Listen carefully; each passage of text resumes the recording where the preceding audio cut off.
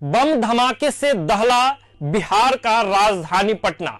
जी हां, कल रात लगभग 10 बजे के बाद, यानी कि शनिवार रात लगभग 10 बजे के बाद की घटना है।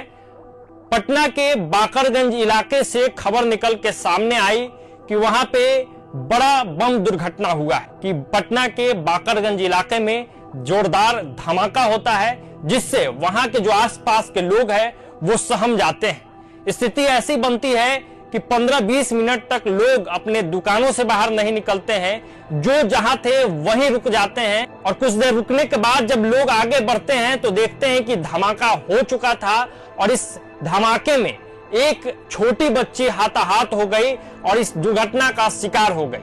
उस बच्ची का उम्र 7 वर्ष बताया जा रहा है। आनन फानन में नजदीकी जो अस्पताल है पटना का पीएमसीएच, वहां पे उसे ले जाया गया, उसका इलाज कराया गया, लेकिन बच्ची बुरी तरीके से घायल नहीं हुई है, वो खतरे से बाहर है, उसका इलाज चल रहा है।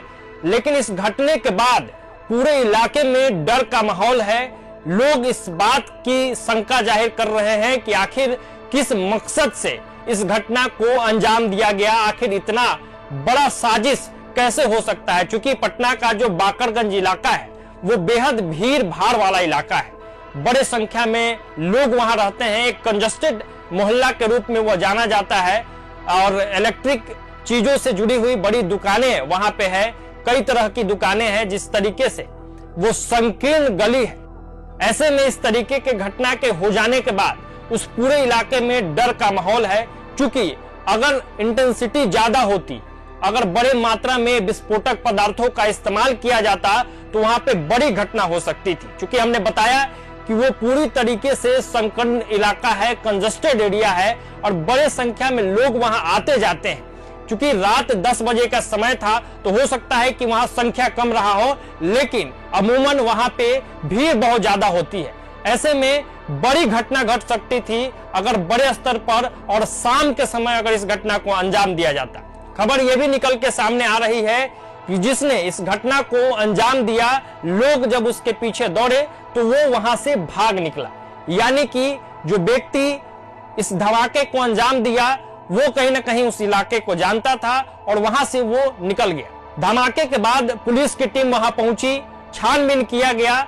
जो विस्फोटक पदार्थ के जो अवशेष थे उसे पुलिस ले गई है। अभी तक इस पूरे मामले में बड़ा कोई खुलासा नहीं हुआ है। आखिर इस पूरे घटना को अंजाम क्यों दिया गया, इसके पीछे का वजह क्या है, इस पर अभी जानकारी निकल के सामने नहीं आई है। लेकिन कहीं ना कहीं एक बड़ा घटना पटना में हुआ, पटना के बाकरगंज इलाके में हुआ, जिसकी चर्चा हो रही है। डर का माहौल है क्योंकि एक बड़ा कंजस्टेड, एक संकीर्ण मोहल्ला और पटना का एक व्यस्त मोहल्ला और व्यस्त जगहों में वो गिना जाता है। ऐसे में इस तरीके के घटना का वहां हो जाना कहीं ना कहीं डर का माहौल तो पूरे पटना वासियों के लिए है ही। अब देखना दिलचस्प होगा कि इसके पीछे की वजह क्या है, कब तक पूरी बात निकल के सामने आती है। लगातार छापेमारी जारी है, कब तक जो इसके पीछे का आरोपी है या साजिश करता है वो कानून के शिकंजे में आता है, यह भी देखना दिलचस्प होगा। फिलहाल के लिए इतना ही। प्रभात खबर डिजिटल के लिए आदर्श कुमार की ये रिपोर्ट। प्रभातखबर.com, विश्वास वही, रफ्तार नहीं।